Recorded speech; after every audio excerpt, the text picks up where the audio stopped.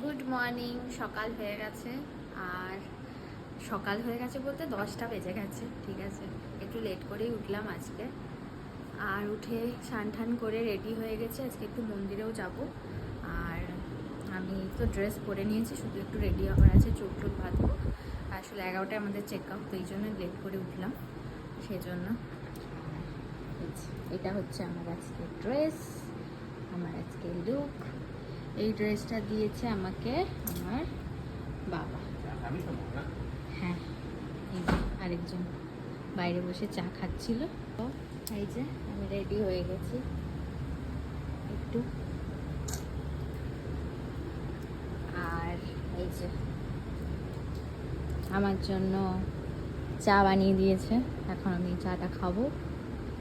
আর বাইরে পড়ছে বৃষ্টি, দেখাচ্ছি।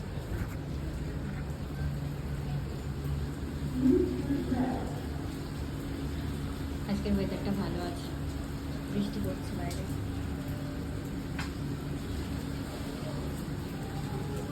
জল জল হয়ে আছে এখানটা।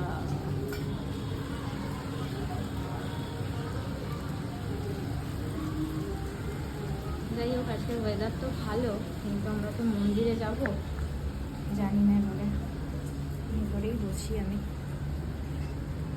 ও এখন গেছে স্নান করতে, স্নান করে ও রেডি হবে, ভেতরেই বসি।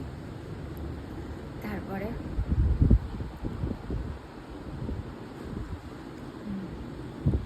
ভালো আছে, স্নান করে তারপরে দাদারা জানি না রেডি হচ্ছে কিনা, দাদারা মেবি রেডি হয়েই যাবে, আর তারপরে বেরিয়ে যাবো আমরা।